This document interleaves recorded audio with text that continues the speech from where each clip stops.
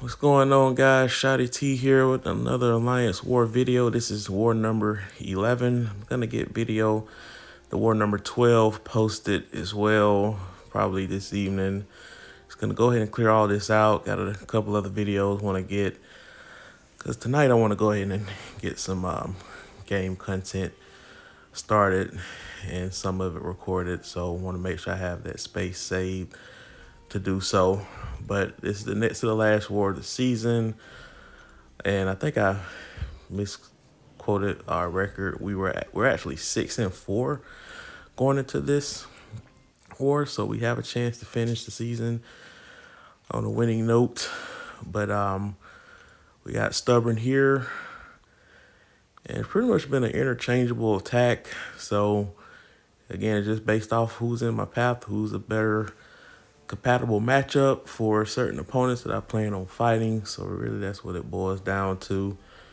And of course with the Thing Boss, you'll see I bring Venom for it pretty much every time, and he's useful for some other fights too. I don't just bring him just for the boss.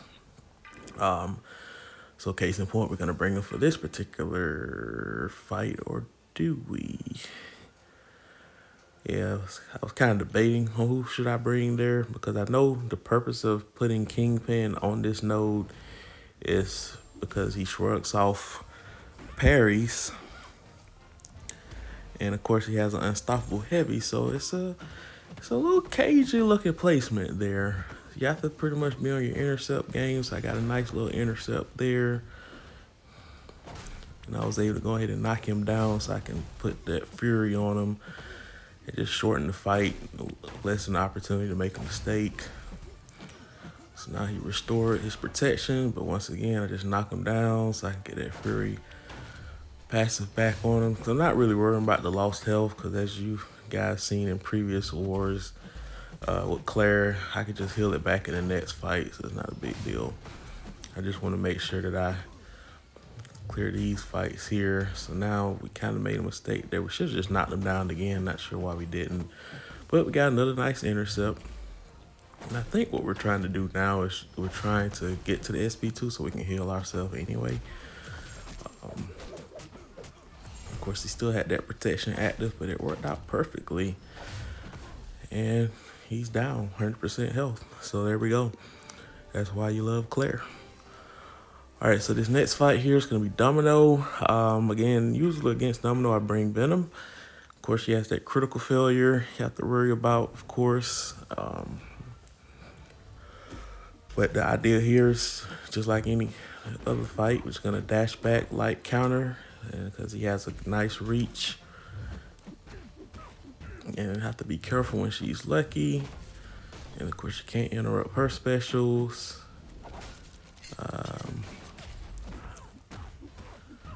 And we're keeping the combo short just in case she randomly evades because she's lucky.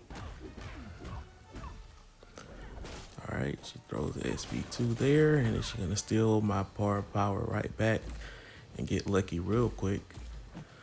And as you can saw there, she had a burst of power gain. Like I said, if you hit into her block when she's lucky, there's a chance that it can be a perfect block, which gains her additional power. But luckily in this fight, don't have to worry about launching my own special, so she can steal all the power she wants.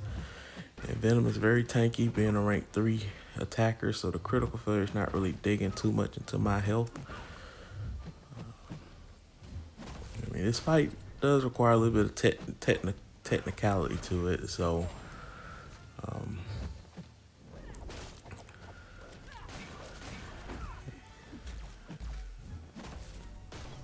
so now we're just trying to just keep that space. Gonna push her back a little bit there. And it seemed like every time she hit a bar of power, she got lucky. I mean, it doesn't supposed to prompt every time, so I kind of got a little quote-unquote unlucky that she probably been lucky every time she gets a bar of power. So that time I took a chance and actually did a full combo. Luckily, she did not evade.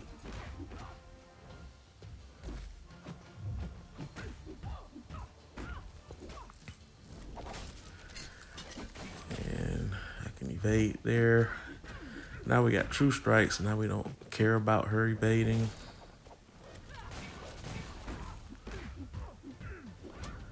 there we go. So the critical failure pretty much took out 20%, 21% of my health there.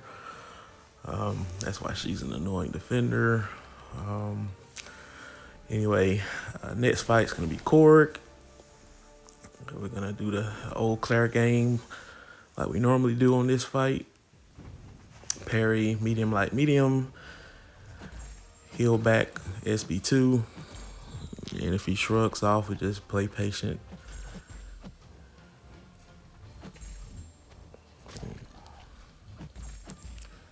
So right now he's in shrug off mode. But now we got that back under control there.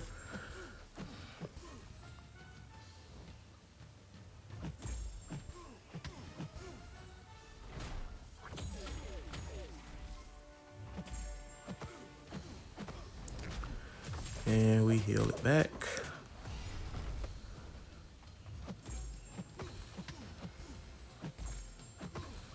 I think after posting enough of these Korg fight videos, we're probably gonna start seeing less people put Korg on this node. I mean, I understand why you put him here, because obviously the thorns you got to worry about.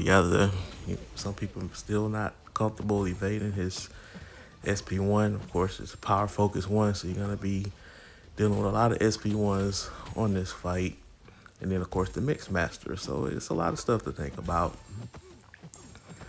And the idea is to try to, you're just assuming that not everyone is gonna have either A, not have the appropriate counter, or B, may not have the ability to constantly evade the SP1 or just mess up, basically.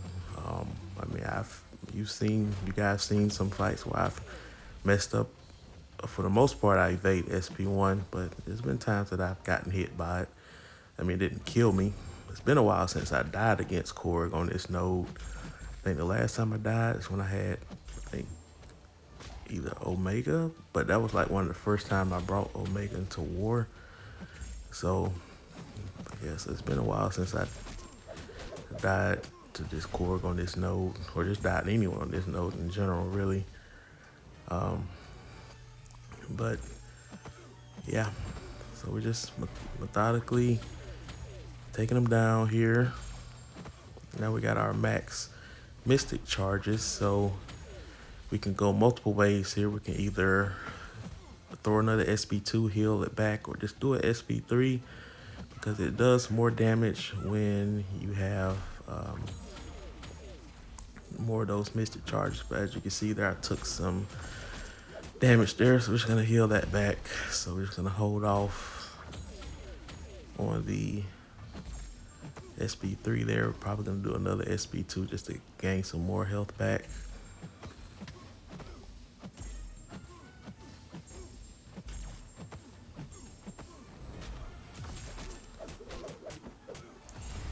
All right, now we're back at 100%. So that's two fights you've seen where I've taken some damage from Claire, but finished the fight at 100% health. So there you go. Potion Saber there. All right, so we got Hyperion. Again, this is gonna be another Claire fight. Probably could have used anyone really on this fight. I mean, Hyperion is really not too difficult, but it is great to try to nullify his buffs, because they can get out of control if you just spam an SP1 and you're constantly baiting out specials and waiting out the Footloose. So in this fight, we go to the poison mode. So what it does just keeps the power in control and also keeps the buffs from prompting. So as you can see, I already have max mystic charges already. And I forgot to take off Stubborn, which was kind of dumb there. But I think I might have done that purposely just to refresh the Fate Seal buff, so that way he doesn't gain that power.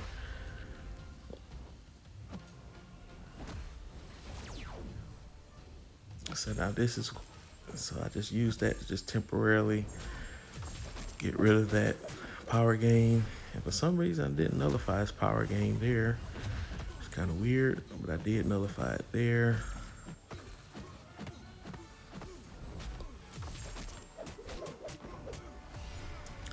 And we finish up with the incinerate phase just to kind of end that fight with style. All right, so this next fight here, a mistake does happen in this fight. Yeah, mistake does happen in this fight. Got Emma Frost on Rage. So the idea here with Claire is just to, once again, keep the Rage under control with her Nullify. And she's gaining her prowess, not her prowess, but her Mystic charges pretty quickly because of Emma's immunity in Diamond form. As you can see, I'm doing pretty well. The standard stuff here. She's gonna bait her heavy, and that's when we punish. And now we do that huge energy damage from that SP2 with the Incinerate. And, you know, evade the SP1. So far so good. Looks like a pretty simple fight, right? But a dumb thing happens. I push her to 2 bars of power. I'm better off not doing it. I mistimed the dex back because it's not the same as the SP1. I get clipped and I die. So, yeah. Could have just kept it simple, stay with the SP1, evade that simple. I mean, I can evade the SP2, but I guess if you're evading SP1s all fight, then all of a sudden you try to evade the SP2, you throw your timing off, and that's exactly what I did. I mean, I've done it before where I've evaded her SP2 successfully, the same fight that I baited the SP1, but unfortunately, that fight, it didn't happen. So, did not record the net fight, but I did finish her off with Claire there. I was hoping that I healed Claire a little bit more, but we'll use a later fight to heal her. I think this fight, I used the opportunity to heal up Venom with Storm's prowess charges. So just consume those every time she hits a bar of power. And this is someone I'm definitely not going to push to SP2.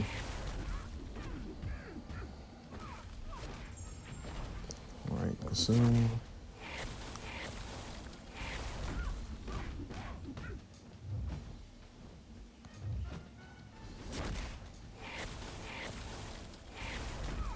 As you can see, her SP1 is punishable. So in case some of you guys were wondering.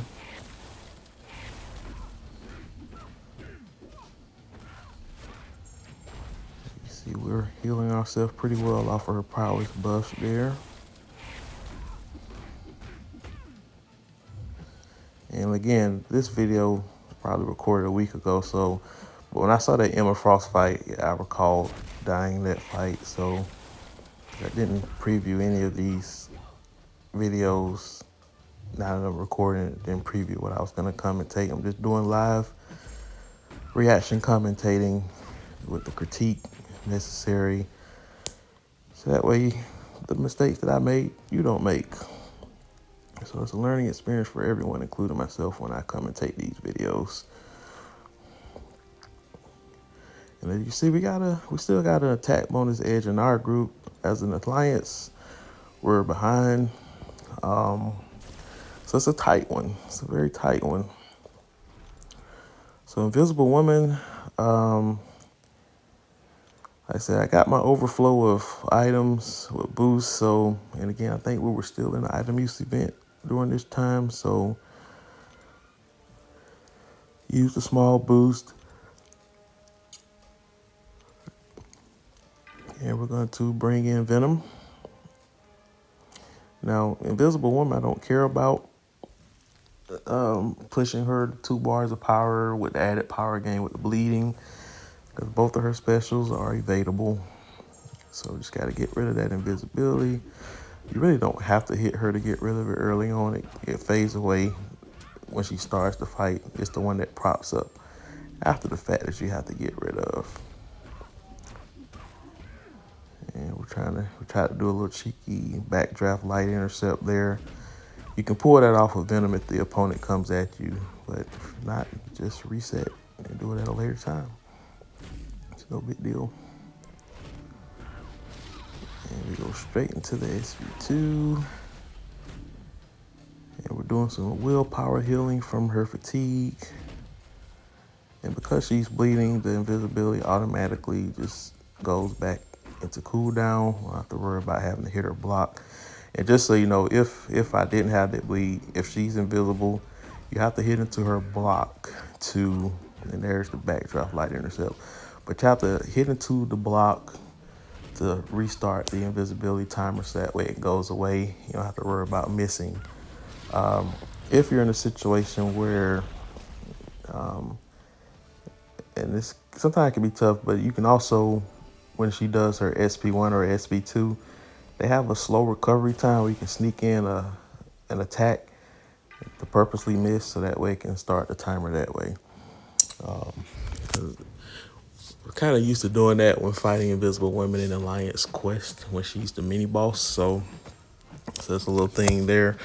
And I'll probably start doing not every Alliance Quest, but probably do some Alliance Quest videos, especially with this new Apocalypse. Because you get to one-shot this guy. This guy's annoying. His specials are very tough to evade. I saw videos how to evade, but the timing, I still don't have that down yet. So you're just taking a lot of chip damage off the SP1 and SP2.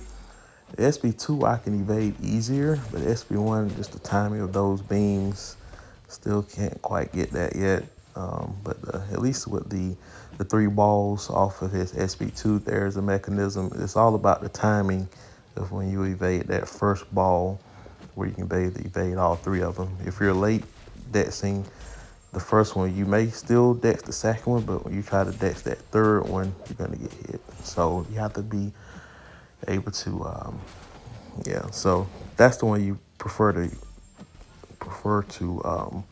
bait, but it's not as easy to bait an SP2 because sometimes they'll throw the SP1 before you get there. But there's a technique to, if you want to try to bait more SP2s, there's a small technique. But anyway, this fight's going pretty standard. Usually when we face, speaking of Invisible Woman, when she's the mini boss, Man Thing is in the path that I take, and I usually bring someone like Claire or She-Hulk, someone who's poison immune, but can also heal from the willpower of when those pustules break like that. So now I have an armor break debuff, but I'm actually healing off of that with willpower, and also I'm immune to the poison. So what it does, it also grants me more mystic charges because I'm poison immune. And I think this is the last, well, really the last significant Claire fight. As you can see, I'm trying to not get hit because he's unblockable when he has a regeneration buff active with this node.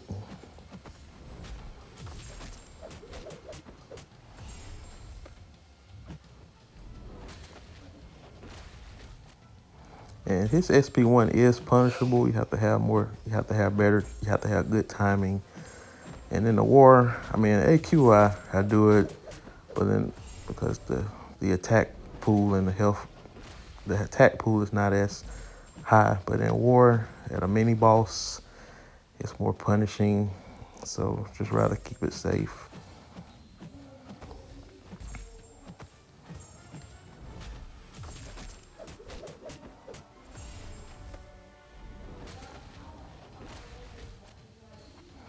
And plus, it's not like I'm gonna get anything off of him by punishing his SP1 anyway in this fight, because every time I dex it back, it triggers stubborn. So it's more of a reason to stay back. But anyway, that fight is done. Now this is a new placement. Haven't seen Mysterio on this node before. Now, Torch is a great matchup for this node anyway in general, but he's a pretty good matchup for Mysterio because Mysterio, when he does his SP2, he has a phase where he's invisible, or you have a chance, well, not necessarily not invisible, but you have a chance to miss an attack. But with Torch, if his temperature is above 10 or higher, his attacks do not miss. So the thought process with this fight is I'm going to let his SP1 kind of fuel my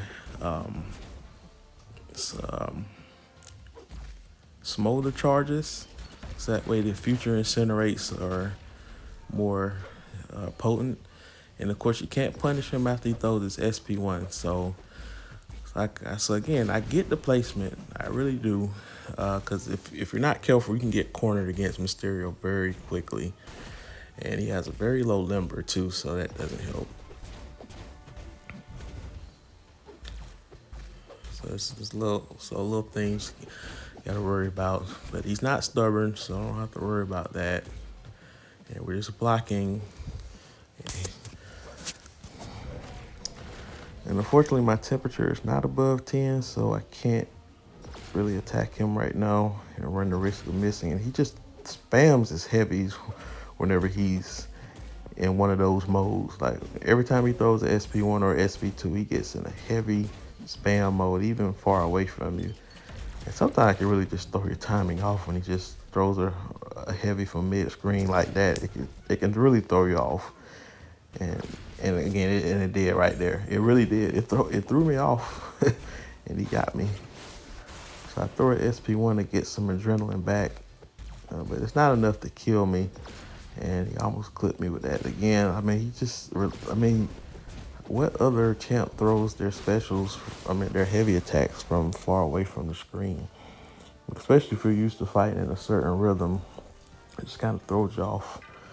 So the significance of that is that it cost me some health, because I was going to use Human Torch also for Mojo. So Mojo, we're going to put our pre-fight on. We're going to shorten this fight. And we're going to apply a combat regeneration boost as well to heal some of that. And just to account for some of the block damage we're going to take. Because I'm not going to parry him. I'm just going to bait heavies and punish with 3-hit combo. Or intercept whenever we can.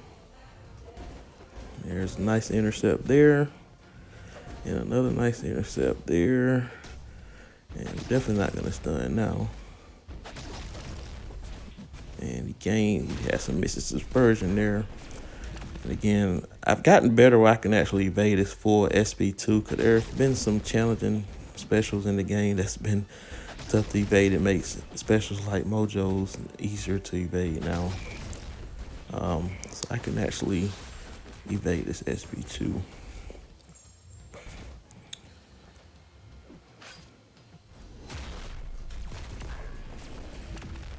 And again, I'm purposely blocking it with Torch because it does gain my smolder charges, and I get parried. Now I'm a little worried there, but hopefully I just throw an SP1 just to kind of let my smolders kick in and let that kill him. So the SP1 was just a stall tactic, because I almost died there. So now we're up 17-11 in our BG, but as you can see, we've already lost the war. But again, and I guess I technically could have just saved my item here. I think I ended up using item for this fight. I guess there was an outside chance we could have won if we were perfect the rest of the way. But I think, yeah. So I think it was a small chance. Like we basically had to be perfect the rest of the way to have a chance to win. But I think we were already lost. I think the max, I think we had already lost. If we were perfect, I think we would still lose by like 1 or 2 attack bonuses. But once again, we got Thing versus Venom versus Thing. So same old what we do in the other fights. And this one's gonna have a few more mistakes though.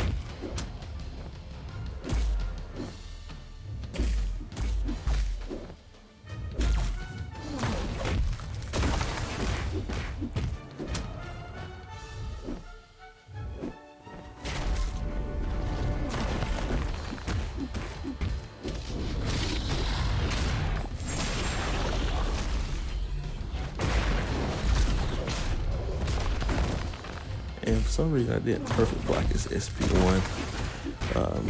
Gain more of those anti-stubborn charges. Nice shallow evade there to keep that stubborn charge active. So we do perfect block that one there. So now we got 2 of them.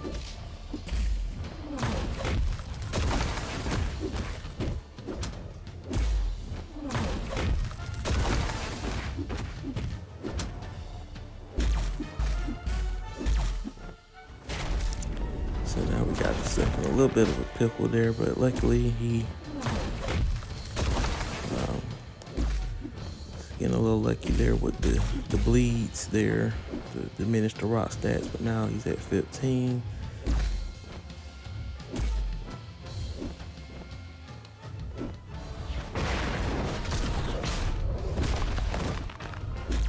Just got to get rid of stubborn there. I'll just go ahead and throw my SB3 here, so I really prefer to throw SB2s.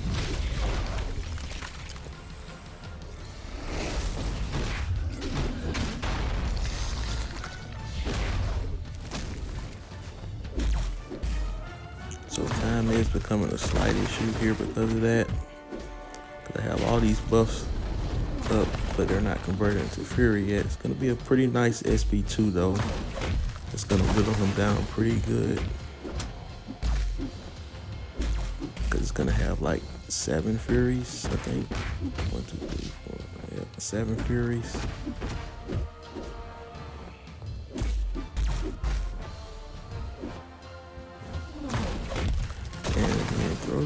Throwing a heavy from the middle of the screen. Always fun.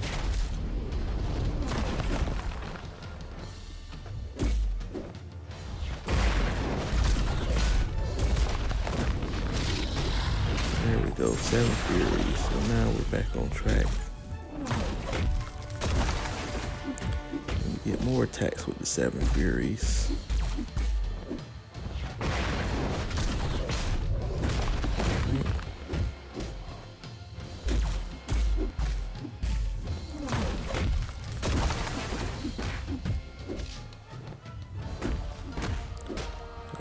Intercept there, kind of get unlucky there.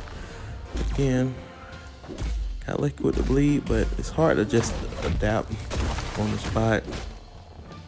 And then again, this time that, as you can see, I'm pushing myself to another SB3. This is not what I want to do here. I was hoping that hit didn't do it, but it did anyway. The SB3 hits decent, but it's not what I want to go for cycle-wise. Plus, it's time consuming because of the animation. But again, we're still okay. We got assassin range, we got the true strike. What's at 18%? So Venom is a beast when you get the opponent below 18%, and you combine that with assassins. But something's gonna happen here. It's gonna throw everything off. Right now we're still managing the rock stats, and they're more difficult to manage in Assassin's Range because they don't prop up as much as they do from an ability accuracy reduction standpoint. And I totally just get jammed up there with the text message, and it really just threw my rock stat counts off. Really, it just threw my whole concentration off. As you can see, I got wrecked 2 straight times with the Unstoppable, and that was good night. So at this point, I think any chance we had to win the war, like I said, I think it was lost before the fight started. I think any chance we had was definitely gone by that fight. So I just went back in with Claire, and still getting these text messages. And yes, I do play fantasy football, so when I get texts like that, they're unexpected when they happen. But it happened.